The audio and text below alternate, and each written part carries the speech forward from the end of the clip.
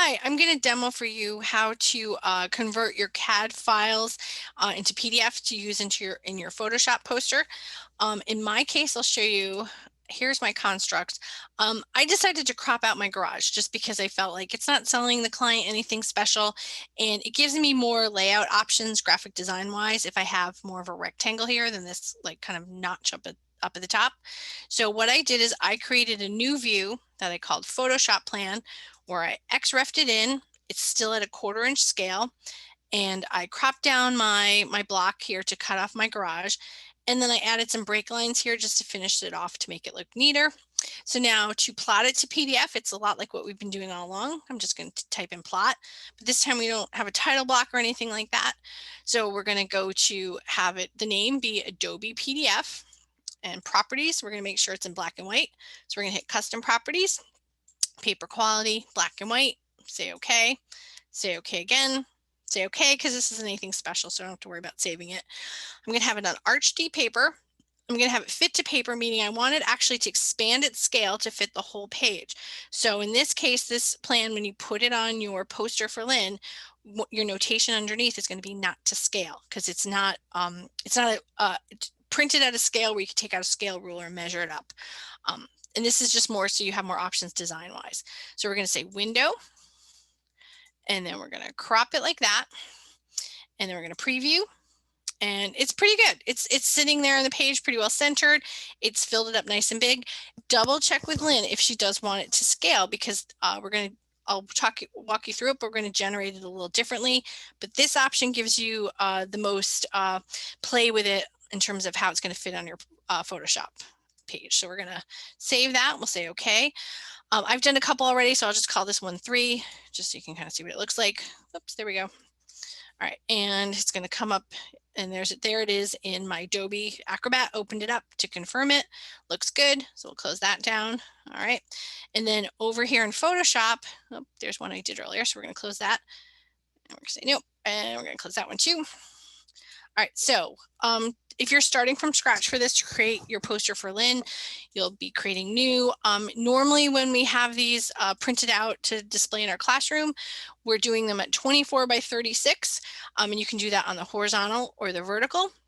In my case, I'm going to have a more horizontal oriented poster, so it's 24 inches wide by 36 inches tall. So I'll say create.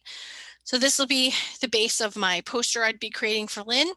And then I also now want to open up my CAD file. So let's see, it's down here, and we'll go over the first one. Actually, we'll pick that one too. There we go. So there's that one. Right now you can see it's coming in nice and big, and the idea so it doesn't get pixelated and kind of grainy. It is going to come in transparent.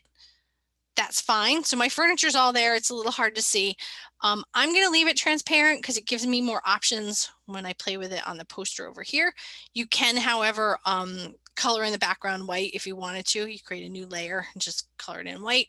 But for me, I'm just going to leave it like this. I am going to rotate it, however, because it's easier to control here, because it's going to be 90 degrees counterclockwise is how mine's going to go.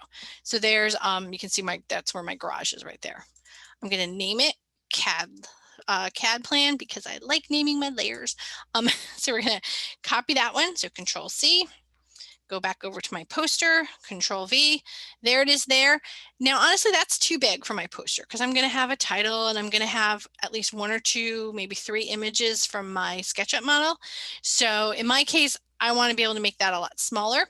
So I'm going to do, make sure I'm on the layer, do Control T to transform it. Now my version of Photoshop, if I grab any of the corners, it transforms proportionally, meaning I don't stretch it by mistake. So you want to make sure you're doing that. In some older versions, you do have to hit Control when you do it. But in my case, it's just a mouse command. So there it is there, kind of shrunk down a little bit. And say, for example, on my poster. So it's looking good there, and I can zoom it in. Now, one of the things Lynn and I are really clear about is we do want you to have room names here on the poster, because if you were displaying this to your client, they're going to, have questions. Where's the master bedroom? Things like that. But it's much better do your labeling here in Photoshop because you're going to have a nicer selection of fonts. You're going to be able to have them in a different color if you want. And they're just going to print out much clearer, much nicer than any fonts that are coming out of CAD. They get really pixelated and grainy. But right now my wall quality is pretty good. Oh, one thing I just forgot. I saw here, I forgot to poche in the wall. So presentation quality. So if I went back to here and redid it, I go here to medium detail and I go presentation and I'd make a new PDF and pull it in. So make sure you do that now that we caught that. But that'll just make it again stand out a bit more clearly on your plan.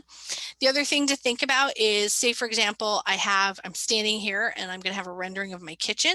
I'm going to want to put some kind of symbol here to show the viewer, here's the symbol of where I'm standing, and then use that symbol in my labeling of the rendering up here. So if I had a nice big picture of my kitchen here, I might have like a green triangle. So then I put a green triangle here. Triangles are often popular because it will show you the direction you're standing in. But you don't all have to do triangles. Certainly you don't all have to do green. Just have some kind of symbol to show us where we're standing and how it relates to the rendering above. So make sure to connect them and how you label them. And again, here you're going to want to have some kind of label like floor plan, not to scale. Like I said, we'll double check with Lynn if she wants them at a certain scale.